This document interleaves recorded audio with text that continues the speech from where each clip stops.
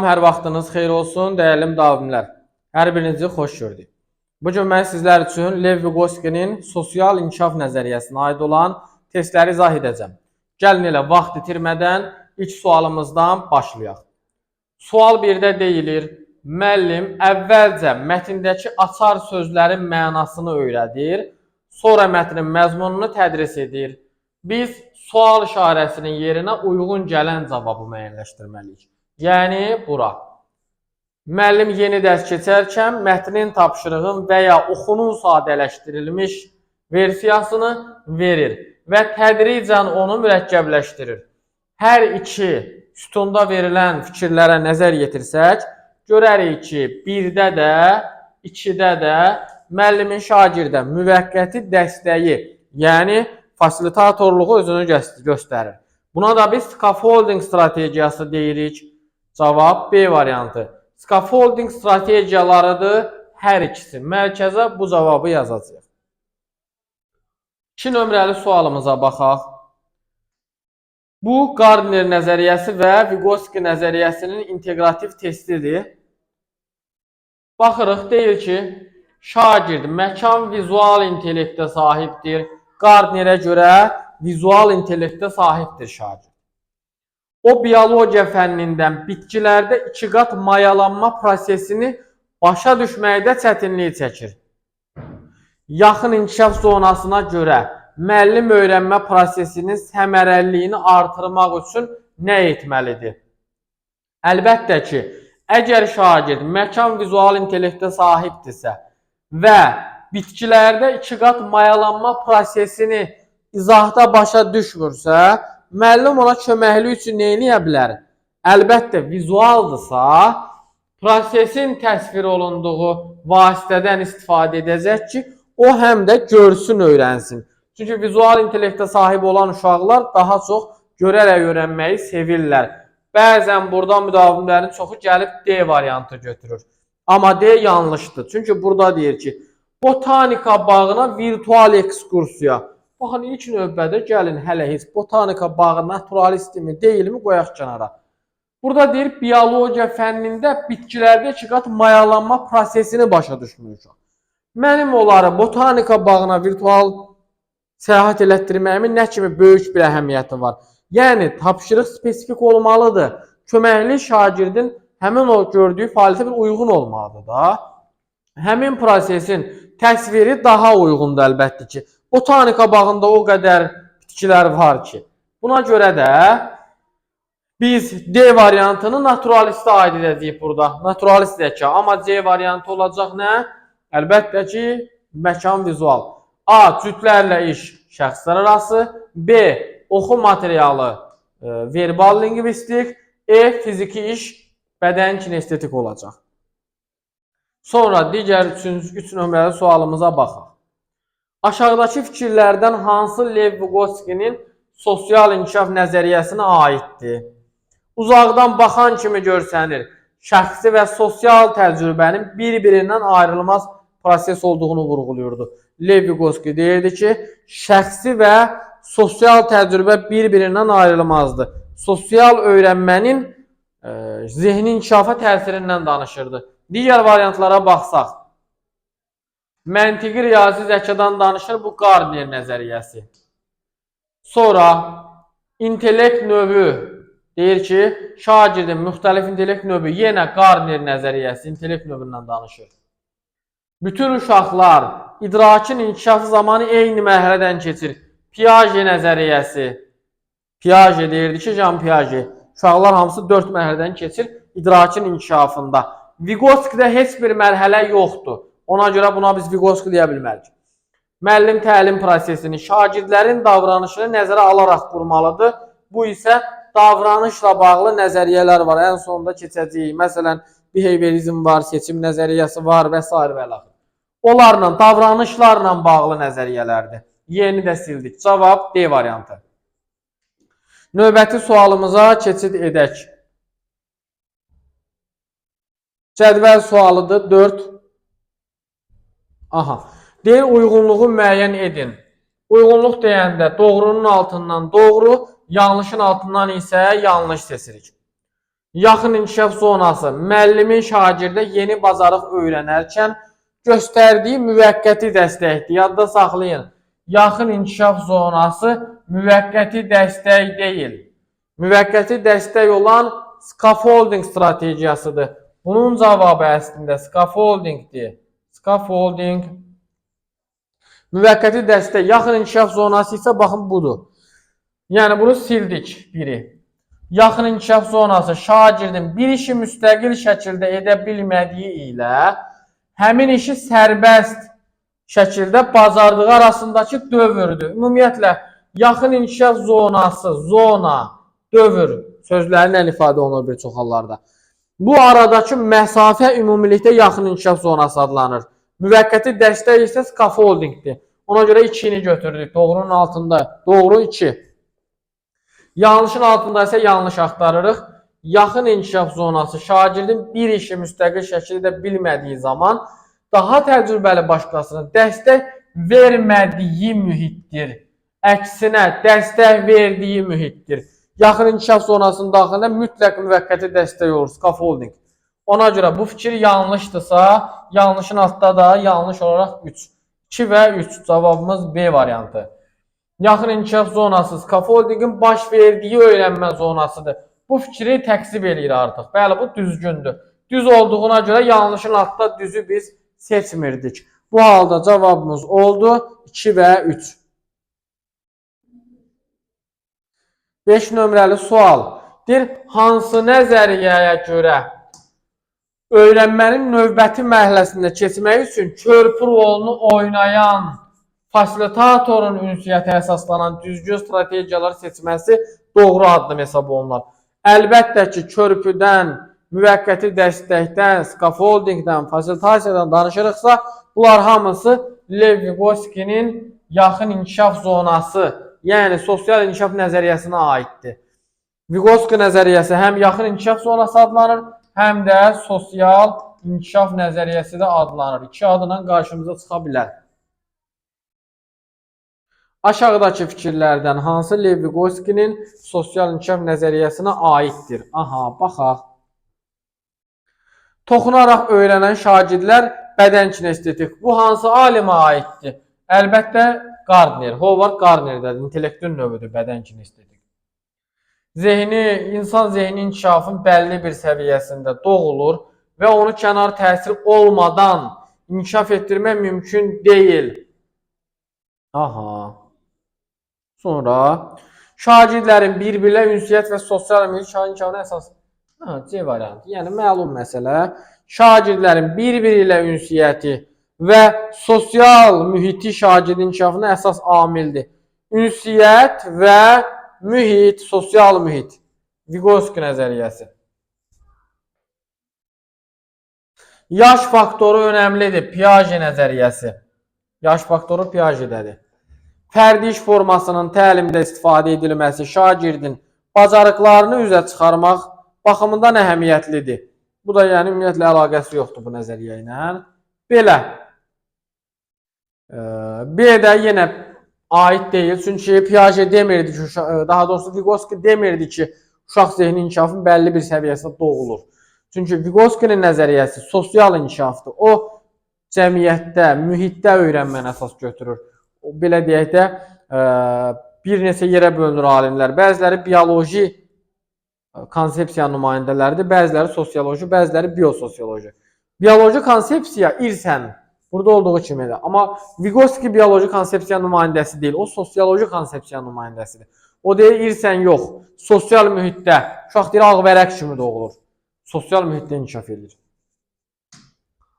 Belə, sonra 7 nömrəli sualımıza keçid edək. Burada deyir ki, uyğun gələn cavabı müəyyənləşdirin. Effektiv rəy vermək, tapşırıq nümunəsi vermək, eyni bir konsepti müxtəlif yollarla izah etmək. Yaxın inkişaf zonasında scaffolding qurmaq strategiyalardır hamısı. Məlum məsələ, B variantı.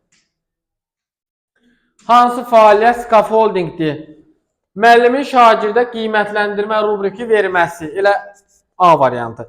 Əvvəlcədən rubrik nə idi?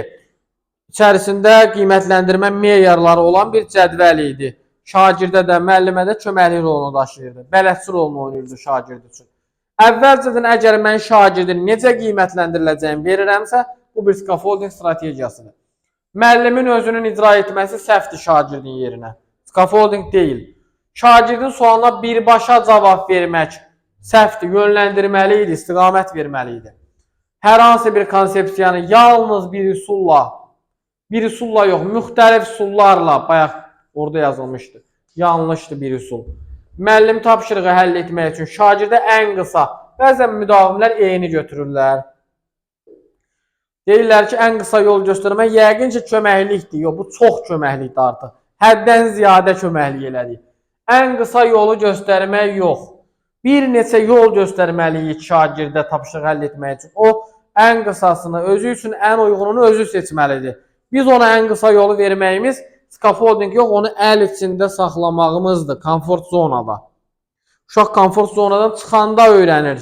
İnsan o rahatçılıqdan çıxanda nəsə qazanır, nəsə bacarır. Aydındır, ona görə Y də scaffolding deyil. Hansı fəaliyyət scaffolding deyil? Aha. Mətni verməmişdən əvvəl çətin sözlərin izahını vermək. Əvvəlcədən kömək edirəmsə scaffoldingdir. Mətnin içindəki məcazi mənalı sözlərin müəllim tərəfindən müəyyənləşdirilməsi. Müəllim özü müəyyənləşdirdisə, daha şagird nə hansı işi görəcək? Və şagirdə burada nə köməklik elədi ki, elə müəllim özü işin hamısını icra elədi. Buna görə də elə cavab B variantı olacaq. Şagirdin cavabı tapması üçün yönəldici sual scaffoldingdir. Sadə tapşırıq verərək onun çətinlik dərəcəsini zaman artırmaq scaffoldingdir. Şagirdə məsələni həll edə bilməsi üçün qaydanın xatırladılması. Məsələni onun yerinə həll etsə scaffolding pozulardı. Amma sadəcə qaydanı xatırladır, sadə bir köməklik eləyir, bu da scaffoldingdir. Korrekt edəcək əlaqə odur, baxın. Yaxın inkişaf zonası nədir? Bu testlərdə də bəzən müdavimlər harda müvəqqəti dəstək görürlərsə, onu yaxın inkişaf zonası götürürlər. Xeyr. Müvəqqəti dəstək scaffoldingdir. Scaffolding. Yaxın inkişaf zonası deyil. Bizdən yaxın inkişaf zonasını istəyir. Zona, dövr. Baxın, yeni bacarığın öyrənilməsinə qədərki aktiv öyrənmə növü nəzərdə tutulur. Biz demişdik axı, Vygotsky'nin yaxın inkişaf zonası nəzəriyyəsində. Orada deyir ki, öyrənənə qədər olan dövrdür yaxın inkişaf zonası. Öyrənəndən sonra bitir. Aha. Şagirdin iştirakı ilə öyrətməsi də scaffoldingdir. Daha təcrübəli başqasının dəstək verməsi scaffoldingdir. Bu da scaffoldingin düzgün tətbiqidirmi? Yox. Scaffolding özü scaffolding yer ala bilər yaxın inkişaf zonasının içində. Scaffoldingin düzgün tətbiqi yaxın inkişaf zonasıdır. Yox, belə bir qaydamız yoxdur. Yanlış bir yanaşmadır. 11. Aşağıdakılardan hansı Vygotsky'nin sosial inkişaf nəzəriyyəsinə aiddir? Əlbəttə ki, bir-birilə ünsiyyət zamanı öyrənməsi. Uşaqların bir-biriləri ilə ünsiyyətinin onların nitq qabiliyyətinin inkişafında yeni konsepsiyaları öyrənməsinə rolu mühümdür. Digər variantlara baxsaq, yuxarı təfəkkür səviyyəsində həm tənqidi, həm də yaradıcı təfəkkürün xüsusiyyətini görmək olar. Bu, Piaget'ə aiddir, odur yaş dövrünə uyğun şəkildə fikirlər söyləyən. Şagirdləri tərifləyən zaman onların şəxsi keyfiyyətlərinin vurğulanması, akademik nəticələrin davamlı şəkildə yüksəlməsinə səbəb ola bilər. Bu, Karol Dweck nəzəriyyəsinə aiddir, gələn dərsimizdə keçəcəm. Karol Dweck deyir ki, bu fikir deyir yanlışdır. Əgər şəxsi keyfiyyətin vurğulasa, o açıq yox, qapalı düşüncəli olacaq. Karol Dweck'ə aid fikirdir, amma yanlış bir fikirdir. Qiymətləndirmə şagird öyrənməsini təmin edən açar bir məqamdır. Bu, Robert Gagne öyrənmənin şərtlərinə aid ola bilər. Məqsəd yönlü öyrənmək üçün tələb olunan əsas şagirdin marağıdır.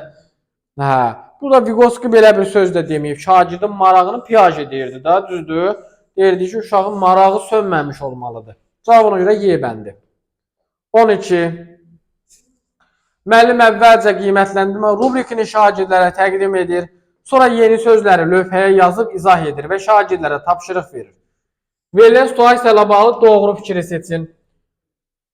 Müəllim gücləndirici. Gücləndirici behaviorizm nəzəriyyəsidir. Yanlışdır. Müəllim məkan vizual intellektə malik şagirdləri nəzərə alır. Yeni sözləri lövhəyə yazırsa bu məkan vizual olacaqmı? Yox. Niyə biz məkan vizual götürməyəcəyik deyəcəm sizə. Bir dəqiqə. Müəllim scaffolding strategiyalarından istifadə edir. C variantı. Cavab C-dir. Müəllim ilkin əməli mərhələdə olan şagirdlər üçün öyrətmə strategiyalarından. İlkin əməli deyirsə, ilkin əməlidən bu yaşda 2-7 yaş aralığıdır. Bu isə artıq 7 yaşdan yuxarı uşaqlar olacaq bir çox halda. Ona görə də rubrik falan, yəni məktəbdə istifadə olunur, bağçalarda yox. İlkin əməli bağça dövrünə təsadüf edən bir mərhələdir. Müəllim qapalı düşüncə tərzini formalaşdıran üsullardan istifadə edir. Yox, burada heç də qapalı düşüncəyə salacaq bir şey yoxdur. Bəli. Burada ilk baxışda B variantını da düşünə bilərik. Amma diqqətlə baxsaq görərik ki, deyir müəllim əvvəlcə qiymətlənmə rubrikini şagirdlərə təqdim edir. Köməklik edir mənasında. Köməklik edir. Gardnerdə uşağa köməklik eləmək falan yoxdur. Bu Vygotsky'da var yəni. Sosial inkişafda var. Sonra yeni sözləri lövhədə yazıb izah edir və şərait tapşırıq verir. Və nəzərə alsaq ki, sözlərlə öyrənmə həm də elə verbal lingvistikdə var. Ona görə burada sadəcə məkan vizual yazılması yanlışdır. Məkan vizual və verbal lingvistik yazılsa haradasa daha doğru olardı. Hər bir halda burada Gardner nəzəriyyəsindən biz danışmırıq. Ona görə də scaffolding strategiyası müəllim şagirdin öz öyrənmə xüsusiyyətinə uyğun olaraq ona köməklik edir. Cavab C. 13. Cədvələ əsasən uyğunluğu, yəni doğruda doğru, yanlışda yanlışı seçirik. Vygotsky şəxsi və sosial təcrübənin bir-birindən ayrılmaz olduğu fikrini vurğulamışdı. Bəli, bayaqki testdə dedik bunu. İnkişafa qapalı düşüncə tərzində olan sinifin bir cəhəti də qiymətləndirmə də hələ sözündən. Bunu gələn dərsimizdə keçəcəyik. Əslində Gardner nəzəriyyəsini atanda orada onun içində elə sonunda Karl Dweck'in də izahı var. Baxsaz görərdiniz. Bəlkə də dinləyənləriniz olub. Qiymətləndirmədə hələ sözündən istifadə etmək qapalı yox, açıq düşüncə tərzinin xüsusiyyətidir. Hələ ki bacarmıram. Qapalı düşüncəli insan deyir ki, mən bunu bacarmaram. Bu qədər sadə. Yəni qapalı düşüncəlidir. Ona görə də hələ sözü varsa açıq düşüncə olmalıydı. Bu səhvdir.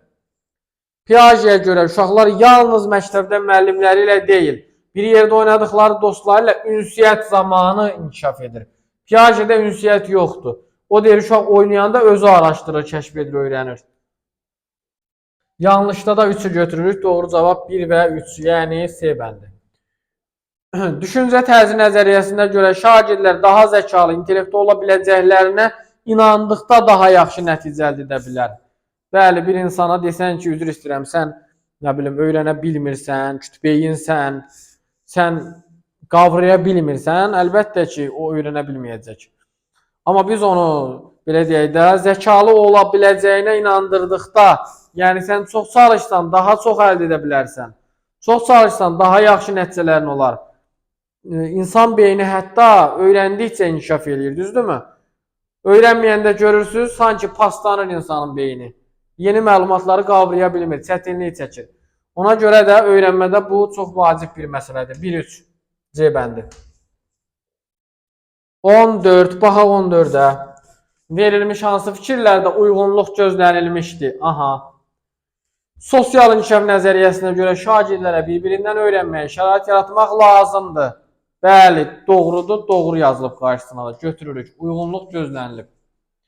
Vygotsky'nin perspektivindən yanaşdıqda şagirdin öyrənmə prosesində əsas rolu vasitəçilikdir. Şagirdin yox, müəllimin rolu vasitəçilik ola bilər. Şagirdin yox. Ona görə də yanlışa yanlış yazıblar, götürürük. Cavab da elə 1-2 olacaq. Scaffolding diferensial yanaşmanın daxilində. Əksinə demişdik ki, diferensial yanaşma scaffoldingin daxilində yer alır. Yanlışdır, doğru yazıblar, sildik. Şagirdlərə hər şeyi asan yolla çatdırmaq hələ scaffolding demək deyil, düzdür. Bayaq dediyi ən qısa yolu göstərmək. Asan yolla çatdırmaq hələ scaffolding demək deyil. Ona görə də doğrudur, yanlış yazılıb, silirik. Cavab 1-2. Şagird vurma ilə misalları həll etməyi çox sevir. Lakin 7 və 8-ə vurmada bir çox hallarda səhvlər edir. Müəllim şagirdə toplama üzərindən vurmanı izah etdikdən sonra mövcud problemi aradan qalxır. Müəllim neynədir uşağa? Köməklik elədi, müvəqqəti dəstək. Hansı fikir doğrudur? Vygotsky'yə görə müəllim yaxın inkişaf zonasındadır. Kömək edir uşağa. Məlum məsələ. Klasteri tamamlayın. Sosial inkişaf nəzəriyyəsinə aid müddəalardır. Öyrənmə prosesində sosial bacarıqların rolu əvəz olunmazdır. Vygotsky'yə aid cavab axtarırıq. Uşaqlarda zehni inkişaf etmək üçün öyrənmə baş verməlidir. Bəli, elə A bəndi. Vygotsky deyir ki, uşaqlarda zehni inkişaf etsin deyə öyrənməlidir. Yəni, öyrəndikcə zehni inkişaf eləyir. İntellekt növü Gardnerdir. Yaş artdıqca deyirsə Piagetdir. Qapalı düşüncə tərzi Dweckdir. Cüzləndirici də behaviorizm nəzəriyyəsidir, keçəcək gələcəkdir. Bunlar hamısı yanlışdır. 17. Aşağıdakı fikirlərdən hansı Lev Vygotsky'nin sosial inkişaf nəzəriyyəsinə aiddir? Əlbəttə, insanın diqqət, qavrama, yaddaş kimi mental funksiyaları insan inkişafına töhfə verir. Sosial mədəni mühit. D variantı kitabda yazılan bir fikirdir. Piaget, digərləri intellekt, nə bilim, hədəfə çatmaq, zehni inkişaf, Gardner, Carol Dweck, Piaget. 18. Müəllim yeni dərs keçərkən şagirdlərin mətnin məzmununu anlamadığını aşkar etdi.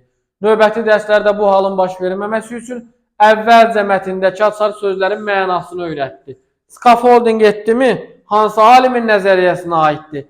Vygotsky'nin sosial inkişaf. Çox asan bir test. 19-da da yenə eyni bir şeydir. Yeni dərsi müstəqil şəkildə öyrənə bilmir. Bu məqamda müəllim şagirdə mövzunu öyrənməkdə kömək edir. Müəllimin köməyi varsa, yönəldici sualları varsa sosial inkişaf. Vygotsky.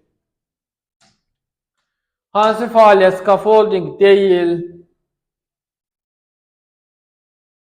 Şagirdə ümumi fikir bildirməklə səhvinin özünün düzəldilməsinin tapşırılması. Əgər şagird özü bir iş icra etsə, Piaget'dir bu. Vygotsky belə demir. Vygotsky də kömək elə. Xüsusi bir kömək eləmədi. Xüsusi kömək lazım idi uşağa. Spesifik. Digərləri hamısı scaffoldingdir. Tapşırığı yerinə yetirmək üçün qrafik orqanayzerin verilməsi. Qrafiklər verir ki, müəllim, bunlarla işlə. Köməklik elədi. Diaqrama salınması eyni ilə buradakı kimi. Diaqrama salmağı tapşırır ki, şagirdə. Misal üçün, ay filan kəs. Diaqrama salsan daha yaxşı öyrənərsən, daha yaxşı yadında qalar. Scaffoldingdir. Beyin həmləsindən istifadə etmək, düşündürücü sualları vermək scaffoldingdir. Təfəkkürə yönəlik tapşırıq vermək scaffoldingdir. Aşağıdakılardan hansı Vygotsky'yə deyil aiddir? Şagirdin böyüdüyü cəmiyyətin tarixi onun nəyə maraq göstərməsinə təsir edir. Bəli, bu elə Vygotsky'yə aiddir. Bəzən burada Y variantı götürür bir çox müdavim. Digərləri bilirik ki, başqa mövzularda onları tapmaq asandır.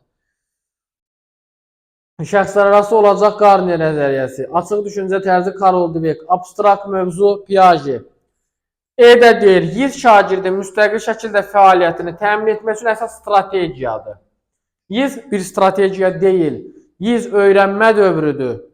Problem həll olunması dövrüdür yiz. Strategiya olan scaffoldingdir. Biz scaffoldingə deyə bilərik ki, öyrənmə zamanı strategiyadır. Yiz strategiya deyil axı, yiz dövr, zamandır, həmin o öyrənmə dövrü. Strategiya olan anlayış scaffoldingdir. Aydındır? 22. Aşağıdakı fikirlərdən hansı Vygotsky'nin sosial inkişaf nəzəriyyəsinə aiddir? Sosial inkişaf, ailədəki yanaşma və şagirdin həyatdakı yaşadıkları onun təhsilə münasibətinə təsir edə bilir. Ailə, mühit, cəmiyyət, Vygotsky. Cavab A bəndi. Digərləri də ki, bayaqdan saymışam, eyni şeylərdir, başqa nəzəriyyələrdir. 23. Aşağıdakı fikirlərdən hansı Vygotsky'nin sosial inkişaf nəzəriyyəsinə aiddir? Yenə sosial inkişaf. Şagirdin gələcək həyatına yaşadığı mühitin, mədəniyyətin təsiri minimumdur deyilmiş. Yaxşı, sona qədər oxudum. Minimum deyirsə aid deyil. Deməli, səhvdir bu. Səmərəli öyrənmə mühitinin formalaşması üçün şagirdin dərs prosesinə cəlb olunması şərtdir. Belə bir fikir deməyibdir Vygotsky. Akademik nəticələrinin yüksəlməsi üçün şagirdlərin intellektin dəyişilə bilən olduğu bu aiddir Dvekə. İntellekt dəyişə biləndir deyir, uşaqlar inandırır ki, sən öyrənə bilərsən. Mənəvi keyfiyyət, bu Kolberg nəzəriyyəsidir, növbəti dərslərimizdə keçəcəyik. Şagirdin idraki inkişafında sosial amirin rolu əvəz edilməzdir. Əvəz edilməzdir deyirdi Lev Vygotsky. Doğrudur, bəndi. Hansı fəaliyyət scaffoldingdir? Şagirdin sözün mənasını anlamaları üçün prosesin əyanləşdirilməsi. Nə gözəl, elə A bəndi. Nə gözəl, nə gözəl. Prosesin əyaniləşdirilməsi scaffoldingdir. Çünki müəllim kömək edir də. Müəllim nə üçün lazımdır? Əyaniləşdirmək üçün, asanlaşdırmaq üçün. Daha yaxşı izah.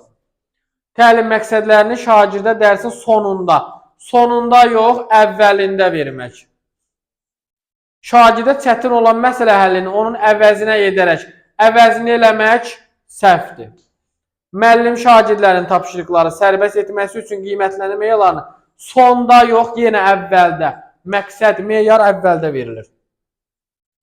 Çətin məsələləri izah etmədən həll etmək. Yəni, müəllim izah eləmir, o keçmişdiyə birbaşa təlimdə də.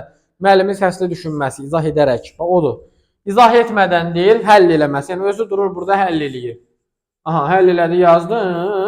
Uşaqlar, cavab 13 elədi. Belə olmur axı. 25, baxaq 25-ə. Riyaziyyat dərsində şagird kəsirləri ixtisar etmək çətinlik çəkir. Sosial inkişaf nəzəriyyəsinə görə müəllim hansı addım atmalıdır? Kəsirləri ixtisar etmək çətinlik çəkirsə, nümunələr verəcək də, düzdür? Nümunələr verərək onu bölməklə əlaqələndirmək. Nümunə vermək, əlaqələndirmək scaffoldingdir, köməklikdir. Onun əvəzini etmək səhvdir. Müəllimin heç eləməməsi də səhvdir. Yəni də görürsünüz, hamısı yanlış fikirlərdir. Bunu tapmaq üçün böyük intellektə sahib olmağa ehtiyac yoxdur. Aşağıdakı fikirlərdən hansı Vygotsky'nin sosial inkişaf nəzəriyyəsinə aiddir? Şagirdin dərs zamanı davamlı olaraq yoldaşları ilə danışmağa cəhd etməsi, onun verbal lingvistik zəkaya sahib olduğunu göstərir. Düzdür, amma Gardnerə aiddir. Zəkalı ola biləcəklərinə inandıqda bu Karol Dweck düşüncə tərzini dəyişir uşağın. Sosial inkişaf şagirdin inkişafında fundamental rola malikdir. Vygotsky'dir. Özünün problemi həll etməsi Piaget'dir. Şagirdin şəxsi keyfiyyətləri onun yeni konsepsiyaları öyrənməsi həlledici rola malikdir. Bu da ümumiyyətlə heç aid deyil. Deməli, cavab oldu nə? C. Sosial münasibətlər uşağa ciddi təsir göstərir. Uyğunsuzluğu müəyyən edin deyir. Doğruda yanlış, yanlışda isə doğru. Vygotsky'yə görə uşaq ətrafı özü kəşf etdikdə onda zehni inkişaf və ya öyrənmə baş verir. Piaget'ə görə, Vygotsky'yə görə yox. Bizə dəqiqə. Bizdən nə istəyirdi? Uyğunsuzluğu. Yanlışdırsa götürürük biri. Sosial inkişaf nəzəriyyəsinə əsasən şagirdin öyrənmə prosesində müəllimin rolu şagirdə bələdçilikdir, düzdür. Müəllimin rolu bələdçilikdir, düzdürsə götürmürük. Vygotsky'yə görə sosial münasibətlər şagirdin zehni inkişafında fundamental rola malikdir. Sosial münasibətlər bəli, fundamental rola malikdir. Yanlışda doğru 3'ü götürdük. Doğruda yanlış 1, yanlışda doğru 3. Cavab A bəndi. 4 niyə səhvdir? Yaxın inkişaf zonasında şagirdi qoyulan hədəfə müstəqil şəkildə çatmaqla. Müstəqil şəkildə çatmaqla inkişaf eləmir. Köməkliklə çatır məqsədə. Yanlışdır. Yanlışı götürməyəcəyik artıq. Hansı fəaliyyətdir? Scaffoldingdir. Baxaq. Müəllimin şagirdin bütün suallarını birbaşa cavablandırmaq scaffolding deyil. Müəllimin yönəldici suallardan istifadə eləməsi artıq scaffoldingdir. B variantı. Yalnız uşağın özünün oxuyub anlaması Piaget ola bilər. Vygotsky'də elə bir şey yoxdur. Birbaşa cavab demək köməklik deyil, onun yerinə işi görməkdir. Yalnız müəllimin işi aparması da yenə heç bir köməklik olmadan uşağın əvəzinə müəllimin özünün etməsidir hər bir şeyi. 29. Deyir ki, müəllim şagirdlərə yeni materialı şifahi və vizual təsvirlərlə izah edir. Verbal və vizual öyrənənləri nəzərə alır. Onlarla əks əlaqə qurur. Müəllim nə edir? Müəllim şagirdlərə effektiv scaffolding strategiyası ilə dərs keçir. Niyə götürmürük deyə bilərsiniz? Çünki burada deyir axı vizual intellektə malik şagirdlər üçün əlverişlidir. Bəli, amma təkcə vizualı yox. Təkcə vizual yazıb burada. Burada şifahi də var. Deməli, verbalı da nəzərə alıb. Əgər desəydi ki, müəllim təlim prosesində həm məkan vizual, həm də verbal lingvistik şagirdləri nəzərə alıb, E variantı doğru olardı. Sadəcə məkan vizual yazıb deyə səhvdir. Bir çox hallarda müəllimlər E-ni götürürlər və deyirlər, axı E-də düzdür. Var axı burada E. 30. Hansılar scaffolding? Scaffoldingdir. İnteqrasiya eləmək scaffoldingdir. Nümunə təqdim etmək scaffoldingdir. Elə 1-2. A bəndi. Tam sərbəst işləmir, kömək eləyir müəllim Vygotsky'də. Mühazirə formatı kömək deyil, yanlış dənənəvi format. Şagirdləri komfort zonada saxlamaq, əl içində tutmaq, həmişə deyirəm sizə. Bu da öyrənmədə effektiv deyil. Əziyyət çəkməlidir öyrənən tərəf. Əziyyət çəksin, öyrənsin. Həyatda hər şey asanlıqla əldə olunmur. Bunu başa düşsün. Məktəbin elə funksiyalarından biri də budur. Əziyyət çəkərək qazanmağı öyrətmək. Yəni, həyatda enişlərin, yoxuşların, çətinliklərin olacağını uşağa dərk etdirmək. Bəzən mən elə deyəndə deyirlər ki, ay müəllim, niyə uşağa zulum verir? Zulum vermirsən. Ay insan, ay gözəl insan yəni. Zulum vermirsən, əksinə ona həyatı dərk elətdirirsən. Görürsünüzmü? Bəzən bir haşiyə çıxım, ailədə çətinlik görən uşaqlar gələcəkdə daha çox uğurlu olur. Niyə? Səbəb nədir? Bəli, onların bəxti gətirməyib, ailələri imkanlı olmayıbdır. Amma onların bəxtini Tanrı yazıb ki, sən belə bir əziyyət çəkəcəksən, gələcək daha uğurlu olacaqsan. Yəni, onlar o, belə deyək də, çətin günləri görüb ayağa qalxıblar deyə, onlar gələcəkdə daha əzimli olurlar, daha uğurlu olurlar. Amma əl içində saxlanılanlar uğursuz olurlar. Bir işə yaramırlar gələcəkdə. Ona görə də məktəbdə də, ailədə də uşaqlara həyatı dərk etdirmək üçün bəzən qoyun əziyyət çəksin. Qoyun özünə çay süssün, kiçik yaşından danışıram da. Qoyun özünə yemək çəksin, qoyun nə bilim ayaqqabının bağını özü bağlasın. Qoyun açılan qapını örtməyi bacarsın. Qoyun evdə gedən nə bilim maliyyə xərclərini o da görsün. Valideynin əziyyətini görsün. Pul verilib baha qiymətə alınan bir əşyanın qədrini bilsin. Bunlar vacib bacarıqlardır.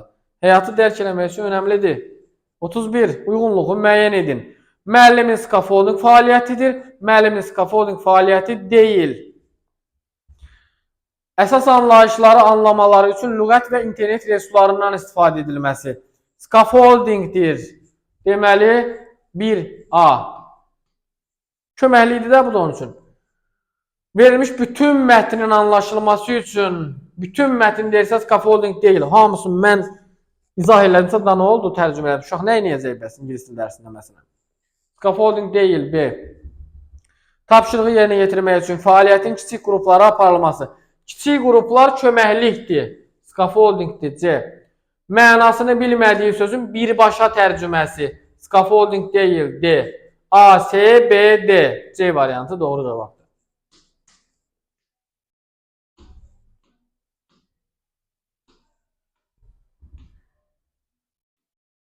Harada qaldı bu 32?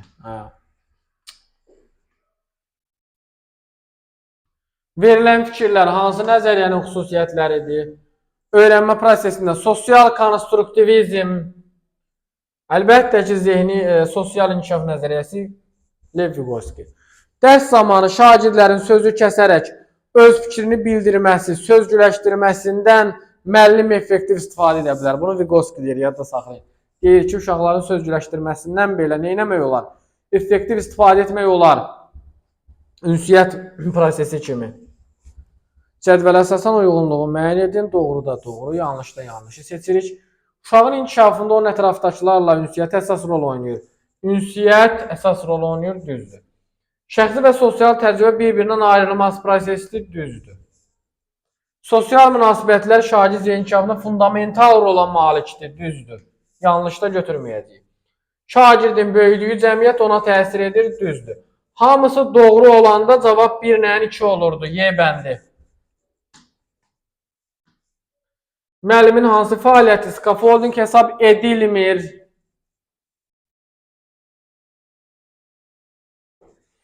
Tapşırığı tədricən artırıramsa edilir. Şagirdə çətinlik səviyyəsi yüksək tapşırıq verməklə. Bu edilmir, niyəsini deyəcəm. Əlaqələndirmə varsa scaffoldingdir. Ona təlimatı başa düşməsini yoxlamaq üçün suallar vermək scaffoldingdir. Şəxsi təcrübə ilə əlaqələndirmək də scaffoldingdir. Niyə B variantı? Scaffolding uşağa çətin sual vermək demək deyil. Əksinə, onun öz potensialına uyğun sual vermək ola bilər scaffolding. Ona çətinlik dərəcəsi artırılmış sual vermək köməklik mənası daşımır yəni. Verilənlərdən biri Vygotsky'nin sosial inkişaf nəzəriyyəsinə aid deyil. Sosial münasibətlər təsir edir, aiddir. Daha təcrübəli başqasının köməyi aiddir. Nitqi ünsiyyətin rolu böyükdür, aiddir. Oyun əsaslı öyrənmə də aiddir. Deyir, yiz şagirdlərdə inkişaf etmiş səriştələr ortaya çıxardır. Yox, yiz özü öyrənmə dövrüdür, yaxın inkişaf zonası. Öyrənmə dövründə səriştələr formalaşır. Formalaşmış səriştəni üzə çıxarır, fikri səhvdir. Səriştələr, bacarıqlar formalaşır orada. E variantı. Hansı fəaliyyət scaffolding deyil? Spesifik məqamları izah eləmək scaffoldingdir. Demişdim sizə, hər detalına qədər yox, spesifik məqamlar. Təlim məqsədlərini əvvəlcədən vermək scaffoldingdir. Mətni oxuyub anlamaq üçün strategiyaların təqdim edilməsi scaffoldingdir, köməklik eləyir. Çətin tapşırıqların həllinin şagirdlərin özlərinin etməsi. Çətin tapşırıqda kömək eləmirəmsə, bu scaffolding deyil. Ona görə də yanlışdır. Köhnə biliklərinə istinad eləmək də scaffoldingdir, yadına salıram. Hansı fəaliyyət scaffoldingdir? Şagirdin bütün suallarının müəllim tərəfindən cavablandırılması deyil scaffolding. Şagirdə yönəlici suallar verilməlidir.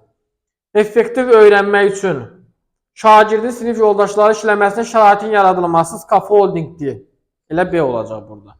Yəni, mən ünsiyyətdən danışıramsa əməkdaşlıqdan, effektiv öyrənmək üçün yoldaşlarına yönəldə bilərəm. B doğrudur. Müəllimin mövzuyla əlaqədar əsas məqamları müəyyənləşdirərək şagirdlərə təqdim etməsi. Müəllim özü eləyir hər şeyi.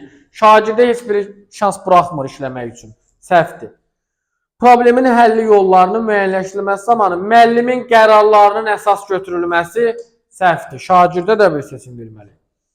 Problemin hər yollarının tək başına tapılmasına yönəldilməsi.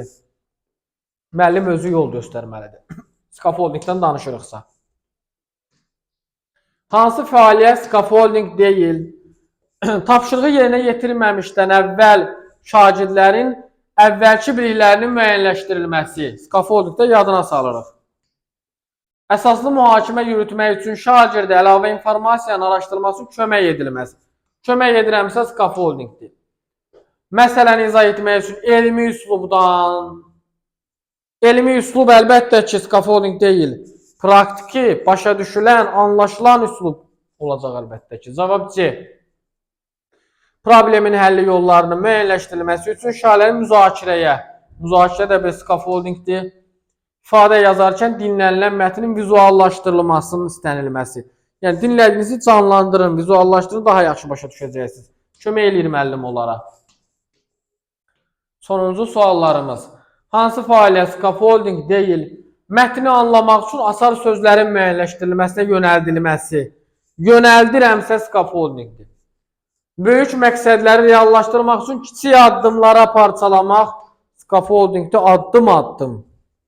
Məsələn, izah etmək üçün həyati nümunələr vermək scaffoldingdir. Problemin ən səmərəli həll yollarının müəyyənləşdirilməsinə yönəldilməsi. Bu da scaffoldingdir. Əgər desəydik ki, problemin ən səmərəli yolunu vermək səhv olardı. Ən səmərəli yolu müəyyənləşdirməyə yönəldir. Özü vermir, yönəldir. Onlar özləri tapacaqlar. Scaffoldingdir. Oxuyub anlama bacarığını inkişaf etdirmək üçün şagirdlərin müxtəlif oxu materialları. Oxuyub anlama çoxlu kitab oxumaqla müəyyənləşən bir şey deyil. Misal üçün deyirəm, kiçik bir nümunə. Mən sizə deyim ki, gedin, bir kitab alın, oxuyun.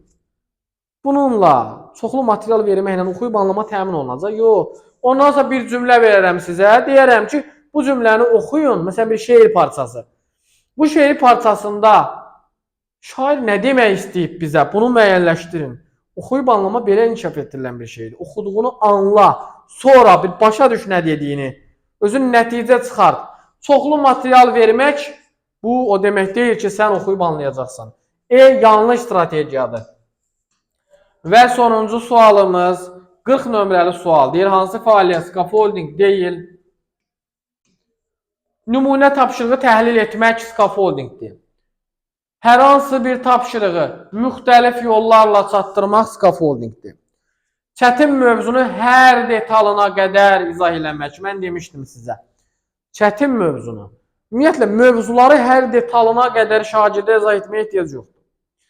Kitabda verilən məlumatlar hamısı öyrənmək üçün, öyrətmək üçün verilməyib orada. Kitabda verilən məlumatlar verilir ki, uşaq onu oxusun, anlasın. Əsas məqamları, spesifik məqamları deyirsən, başa salırsan, qalanda şagird gedir, oxuyur, başa düşür. Yəni, müəllim hər detala qədər izah eləsə, birincisi vaxt çatdıra bilməz. İkincisi, şagirdin müstəqil öyrənməsini əlindən alar. O gedib evdə bəs nə oxuyub öyrənəcək? Komfort zonada saxlayırıq yenə də. Hər şeyi biz onların yerinə etməyimiz scaffolding demək deyil. Bunu bilin. Yeni mövzunu şagirdlərin şəxsi təcrübəsi əlaqələndirmək, inteqrasiya scaffoldingdir. Sözlərin mənasını anlaması üçün kontekstdə işlədilmə. Deyirsən, bu sözün mənasını başa düşmək üçün bir cümlədə işlət məsələn. Anlayır, daha yaxşı başa düşür, yönləndirir müəllim onu. Belə dəyərli izləyicilər, hər birinizə uğurlar olsun. Növbəti video izahlarda görüşənədək. Sağ olun, salamat qalın.